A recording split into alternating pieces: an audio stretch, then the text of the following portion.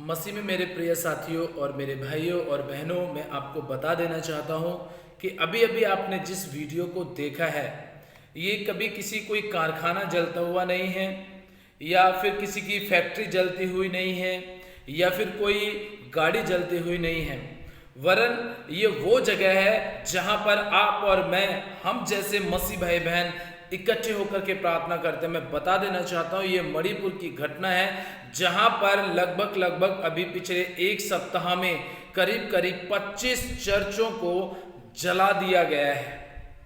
ये घटना जो भी आपने देखी है, ये भी जलते हुए चर्च की घटना है, जहां पर कुछ लोग सामान को जला रहे हैं और कुछ लोग उस सामान को बचाने की कोशिश कर रहे हैं, जिसमें कई प्रकार के चर्च की प्रॉपर्टी को नुकसान पहुंचाया गया। जैसे कि हम टेबल हो गया, उसको जलाया गया, बाइबल को जलाई गई है, जो कुर्सियां लोगों के लिए बैठने के लिए चर्च में होती हैं, जो बेंचेस होती हैं, उन सबों को जलाया गया। मतलब ए टू जेड जो चर्च की प्रॉपर्टी थी उसको भारी तरीके से नुकसान पहुंचाया गया है। और ऐसा एक दो नहीं, 25 चर्चों के ऊपर अटैक किया गया है। सोचने वाली बात है कि ऐसा आखिर क्यों मसीह लोगों के साथ में हो रहा है। आगे हम लोग इस विषय में बात करेंगे। इससे पहले हम आगे बढ़े, मैं आप सबों का हमारे जयवंत मिनिस्ट्री बाजपुर की यूट्यूब चैनल पर मैं आप सबों का दिल से हार्दिक स्वागत करता हूं। प्रियो, आज मैं बात करना चाहता हूं इस विषय को लेकर के कि आखिर क्यों हमारे देश की केंद्र की सरकार या स्टेट की सरकार क्यों इस तरीके से चुप बैठी है। जो असामाजिक तत्व के लोग हैं, जो इस समय पर चर्चों को जलाने के लिए पूरी तरीके से काम कर रहे हैं, या पास्टरों को मारने की साजिश रचते हैं, उन्हें जेल भेजते हैं, उनको गोली मार देते हैं, उन्हें जान से मार देते हैं, लाठी डंडों से उन्हें मार देते हैं। तो आखिर क्यों हमारे देश की सरकार ऐसे असामाजिक तत्व के लोगों के प्रति क्यों कानूनी कार्रवाई नहीं करती। अभी मणिपुर के अंदर लगभग 25 चर्चों के ऊपर अटैक किया गया, 25 चर्च को जला दिया गया है। आपको पता है, कोई बाहर से नहीं आया, कुछ स्थानीय लोग थे। कुछ स्थानीय लोगों की वजह से आज सभी की सभी चर्च जलते हुए नजर आ रहे हैं। लेकिन मणिपुर की सरकार ने कोई एक्शन अभी तक नहीं लिया है इस वीडियो को लेकर के। क्या ये वीडियो जब सोशल मीडिया पर इतनी ज्यादा तेजी से वायरल होती हैं, हमारे तक आप तक ये वीडियो पहुंचती हैं, तो क्या ये वीडियो सोशल मीडिया के माध्यम से क्या हमारी देश की सरकार के पास नहीं पहुंचती हैं? क्या केंद्र सरकार के पास नहीं पहुंचती हैं? क्या स्टेट सरकार के पास में नहीं पहुंचती हैं? सब जगह पहुंचती हैं, लेकिन कोई भी कानूनी कार्रवाई उनके खिलाफ नहीं करता। वरन और भी इससे ज्यादा बुरा ये होता है कि और ये सब घटनाएं मसीह लोगों के खिलाफ में की जाती हैं। अभी आप सब जानते हैं, वाराणसी के अंदर एक पास्टर सेल्वा कुमार को जान से मार दिया गया। क्या आपने सुना कि पादरी के आरोपियों को सबको जेल में भेज दिया गया? आज तक कोई नहीं पकड़ा गया। अभी कुछ समय पहले की बात है, अभी 3 दिन पहले की बात है, छत्तीसगढ़ के अमलेश्वर में, जिसकी वीडियो मैंने परसों अपने YouTube चैनल पर अपलोड की है, वहां पर भी एक पास्टर एक परिवार के साथ बैठकर के काफी सालों से लगातार साप्ताहिक संडे की चर्च की प्रार्थना कर रहे थे। लेकिन कुछ लोगों ने वहां पर भी आकर के विरोध किया। तो विरोध करने वालों को तो नहीं पकड़ा, लेकिन जो शांतिपूर्वक प्रार्थना सभा चला रहे हैं उनको पकड़ के जेल के अंदर बंद करने की कोशिश की गई। लेकिन परमेश्वर का धन्यवाद, जो स्थानीय लोगों ने उनको जाकर के जमानत के तौर पर उनको बाहर निकाल लिया। आखिर उन दंगाइयों के खिलाफ में क्यों नहीं काम किया जाता है? मुझे आज तक ये बात समझ में नहीं आ रही है। और आज भी ये वीडियो बनाने का मेरा मकसद सिर्फ इतना ही है, और मैं आपको सिर्फ ये दिखाना चाहता हूं कि किस तरीके से चर्चों को भी जलाना शुरू कर दिया गया है। पहले यीशु मसीह पे विश्वास करते थे, इस बात से प्रॉब्लम हुई। फिर कुछ जगहों पर मसीह यीशु पर विश्वास करने वाला व्यक्ति यदि मर जाता तो उसको दफन नहीं होने देंगे, इस बात की प्रॉब्लम हुई। उसके बाद में अब ये ज्यादा सबसे बड़ा ट्रेंड चल चुका है कि अब भैया जो मिले उसको जलाना शुरू कर दो, तोड़ना फोड़ना मारना पीटना शुरू कर दो।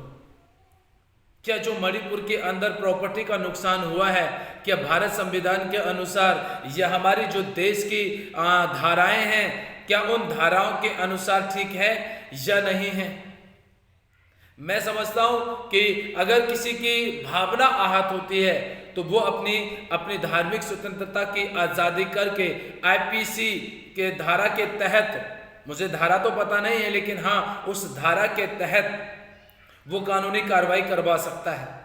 ऐसे ही किसी के घर प्रॉपर्टी को नुकसान पहुंचाने के विषय में भी एक धारा बनी हुई है जिसका वो पूरी तरीके से जाकर के क्या कर सकता है, कानूनी कार्रवाई कर सकता है। लेकिन हम मसीह लोग शांति चाहते हैं देश के अंदर, हम एक दूसरे से प्रेम करना सीखते हैं और सिखाते हैं, इसलिए हम बेमतलब में किसी को भी परेशान करना नहीं चाहते। इसलिए नुकसान हमारा हो जाता है, हम इसीलिए चुपचाप बैठे रहते हैं। क्यों? क्योंकि हमें यह पता है कि हम अशांति के लिए नहीं परंतु शांति फैलाने के लिए बनाए गए हैं। क्योंकि हमारा परमेश्वर हमें मारपीट करना नहीं वरन मारपीट करने वालों के साथ में भी प्रेम करना सिखाता है। कुछ वीडियो मैं आपके सामने रख रहा हूं, इन वीडियो को आप देखिएगा, आपको पता चलेगा कि कैसे जगह जगह मणिपुर में कई सारी जगहों पर कैसे चर्चों को जलाया गया है। इन वीडियो को देखिए, उसके बाद हम लोग दोबारा से फिर बात करेंगे।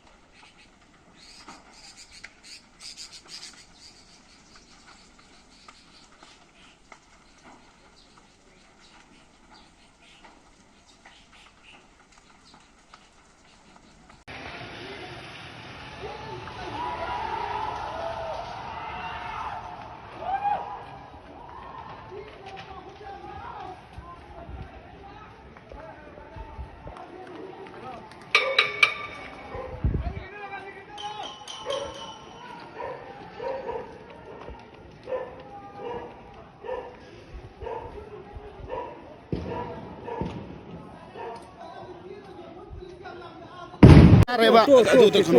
나때 너희 저 살람기 너 타기 너 타자 너 봐지 야래봐. 에 나때 나때. ai khôi cho sát na đây đang giàu bớt sát na đi ai khôi cho group tiền à lì đana à si how amat cái nó cá bớt sát na tiền hay bên đây đó how mà cái lấy bớt cái nó dùng na tiền hay ba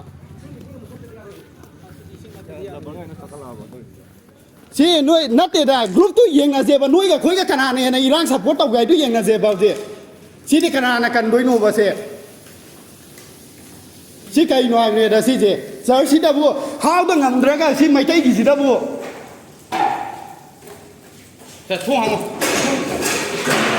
thông đồng tang wo क्या में ताद वो mu खतक से लगा तो उसे उन्हें hallelujah. अभी आपने देखा होगा 3-4 वीडियो मैंने आपके बीच में, छोटी छोटी शॉर्ट वीडियो मैंने आपके बीच में शेयर की हैं। आपने इन वीडियो को देखा होगा कि किस तरीके से परमेश्वर के भवन को जलाया गया है, किस तरीके से लोगों ने अपने निर्दयता का उदाहरण लोगों के सामने रखा है।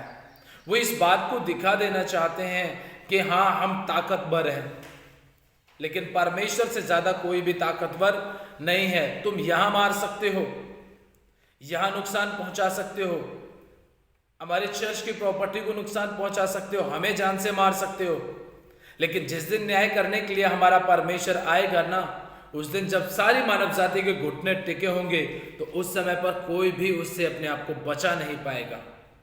ये बात हमेशा हमें याद रखनी चाहिए। प्रियो, मैं बस इतना ही कहना चाहूँगा आप सबों से कि लगातार प्रार्थनाओं में, वचन में, संगति में और परमेश्वर की अधीनता में बने रहिए। आपस के लड़ाई झगड़े को छोड़िए, आपस के वाद विवाद को छोड़िए, प्रभु के साथ चलना शुरू कर दीजिए, परमेश्वर के नज़दीक के साथ चलना शुरू कर दीजिए। परमेश्वर सच में बहुत आशीष देना शुरू कर देगा। हालेलुया।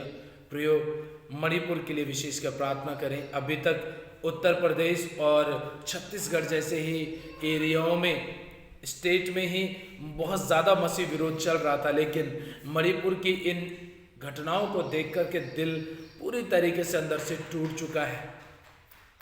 मैं बहुत निराश हूँ इस बात से लेकर के और परेशान भी हूँ मैं इस बात से लेकर के कि अभी तक कोई भी कानूनी कार्रवाई ऐसे लोगों के खिलाफ में नहीं की गई है जिनको पूरी तरीके से जिन्होंने प्रॉपर्टी को नुकसान पहुंचाया, परमेश्वर के भवन को उड़ाया है, नुकसान पहुंचाया है। प्रियो, ये बहुत ही ज़्यादा निंदनीय घटनाएं हैं। इसके ऊपर मैं समझता हूं कि मणिपुर की सरकार को एक्शन लेना चाहिए। हम सब लोग मणिपुर के लिए प्रार्थना करें और दिल से उनके लिए प्रार्थना करें कि प्रभु वहाँ के मसीह लोगों को पूरी तरीके से अपनी शांति से और अपने अनुग्रह से परिपूर्ण करें। आइए हम सब मिलकर के इस वीडियो के माध्यम से मिलकर के मणिपुर के लिए, छत्तीसगढ़ के लिए और अपने उत्तर प्रदेश के लिए हम लोग मिलकर के प्रार्थना करते हैं। Hallelujah, hallelujah, hallelujah. सर्वशक्तिमान, दयालु और सामर्थ्य प्रभु, हे राजाओं के राजा, प्रभु के प्रभु यीशु मसीह के नाम से पिताजी अब आपके पास आते नज़दीक में आते हैं प्रभु जी। हे परमेश्वर, हम सर्वप्रथम प्रार्थना करते हैं पिता मणिपुर के लिए। जो भी आपराधिक घटनाएं घट रही हैं, तेरे भवनों को जलाया जा रहा है प्रभु जी, तेरे पवित्र वचन को जलाया जा रहा है प्रभु, तेरे सेवकों को मारा जा रहा है, पीटा जा रहा है प्रभु, उनके घरों को उजाड़ा जा रहा है प्रभु, जिससे कि पिता अभी तक हमको देखने को मिला है प्रभु कि मणिपुर के अंदर पिता जो ईसाई लोग, जो मसीह लोग रहते थे प्रभु, वो अपने उस मणिपुर को छोड़ करके प्रभु जी वहाँ से बाहर निकलना शुरू कर दिया है, क्योंकि वो यातनाएं सह नहीं पा रहे हैं पिताजी।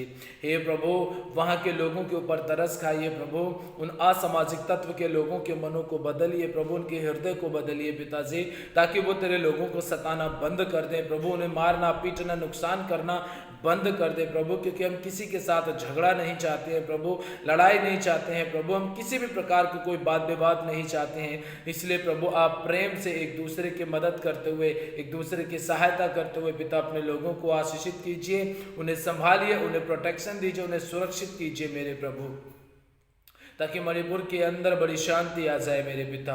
उत्तर प्रदेश के लिए मैं प्रार्थना करता हूँ, जबकि जगह जगह ऐसी घटनाएं हो रही हैं कि तेरे लोगों को प्रभु, तेरे सेवकों को पिता झूठे धर्मांतरण के आरोप में उन्हें प्रभु जेल भेजा जा रहा है पिता परमेश्वर जी। हे प्रभु, निष्पक्ष जांच हो पिता परमेश्वर, ऐसा प्रभु पुलिस अधिकारियों के मनों को खोल दीजिए मेरे पिता परमेश्वर, पुलिस अधिकारियों के ऊपर किसी भी प्रकार का पॉलिटिकल दबाव ना हो पिता परमेश्वर, राजनीतिक दबाव ना हो मेरे प्रभु, बड़ी ईमानदारी और सच्चाई के साथ प्रभु अपनी ड्यूटी को निभा सकें, और जो लोग जबरन प्रभु जी पिता परमेश्वर जबरदस्ती तेरे लोगों को सता रहे हैं, उनके खिलाफ में कड़ी से कड़ी कानूनी कार्रवाई भी होनी चाहिए मेरे पिता परमेश्वर, क्योंकि प्रभु हम अपने देश के प्रभु जी, जब हम आपसे प्रेम करते हैं, आपकी प्रेम भरी व्यवस्था से प्रेम करते हैं, तो आपने ही हमें सिखाया है कि हमें अपनी सरकार के प्रति, अपने राजा के प्रति भी ईमानदार और विश्वास योग्य रहना चाहिए, और हमें पूरी तरीके से उनका भय भी मानना चाहिए पिताजी। इसलिए प्रभु आप हमारे देश की सरकार के ऊपर अपना अनुग्रह कीजिए पिता परमेश्वर, ताकि हर एक जन पूरी ईमानदारी और सच्चाई के साथ में तेरे चरणों में अपना समय बिता सके पिता। और साथ ही साथ प्रभु जी मैं प्रार्थना करता हूँ पिता परमेश्वर, छत्तीसगढ़ के लिए प्रभु, कुछ समय पहले आपके सेवक पास्टर सेल्वा कुमार जो आपके साथ में प्रभु आप में सो चुके हैं, आप उनको भी प्रभु जी अपने स्वर्ग राज्य में जगह देना, क्योंकि तेरे वचन के लिए, तेरे सुसमाचार के लिए उन्होंने अपने प्राण का बलिदान किया है पिता परमेश्वर जी। उनके परिवार को सच्ची सुख शांति से परिपूर्ण करना, उनको किसी भी प्रकार की भली वस्तु की घटी ना हो पिता। उनके घर पर, पूरे छत्तीसगढ़ पे मैं तेरी आशीष और बरकत को मांगता हूँ प्रभु, वहां पर भी ऐसी आपराधिक घटनाएं घटना बंद हो जाए मेरे पिताजी। खुदावन यीशु प्रभु सब पर दया करना, अनुग्रह करना और अपनी आत्मा से परिपूर्ण करके चलाना पिता परमेश्वर जी। हे मेरे प्रभु, हे मेरे परमेश्वर, हम सबों पर भी दया बनाए रखना पिता, और अपने अनुग्रह में परिपूर्ण करके रखना प्रभु। सारा आदर महिमा आपको देते हैं। जितनों ने भी आज मेरे साथ प्रभु भारत देश के मसीह नागरिकों के लिए प्रार्थना की है प्रभु, इन सबों पर, इनके घर, इनके परिवार पर मैं तेरी आशीष और तेरी बरकत को मांगता हूँ प्रभु। सब पर तेरी कृपा दृष्टि बनी रहे, ऐसी हमारी विनती और प्रार्थना है, यीशु मसीह के नाम से मांगते हैं, आमीन। हालेलुया। प्रियो, सच में परमेश्वर आपको बहुत आशीष दे, और आप लगातार अपनी प्रार्थनाओं में अपने मसीह समाज के लोगों के लिए प्रार्थना करते रहें, ताकि हर एक जन पूरी तरीके से परमेश्वर की आत्मा के द्वारा आशीषित हो सके और वो प्रभु के नज़दीकी में चल सके। हालेलुया। इसीलिए मैं लास्ट में आपसे यही कहना चाहूँगा, विशेषकर मणिपुर के लिए प्रार्थना करें, वहाँ के लोगों के लिए प्रार्थना करें। क्यों? क्योंकि मसीह लोगों के अंदर वहाँ पर डर बैठ चुका है। लोग सिर्फ चर्च को ही नुकसान नहीं पहुँचा रहे हैं, बल्कि जितने भी प्रभु यीशु मसीह पर विश्वास करते हैं उनके घरों के ऊपर भी आक्रमण किया गया है, उनको भी नुकसान पहुँचाया गया है। इसलिए सबके लिए प्रार्थना करें, विशेषकर हमारे देश की सरकार के लिए प्रार्थना करें, ताकि सरकार ऐसे कट्टर विरोधियों के खिलाफ में कानूनी कार्रवाई करें। और क्योंकि ये देश जितना हिंदू का है उतना ईसाई का भी है, जितना ईसाई का हिंदू का है उतना मुसलमान और पंजाबी का भी है।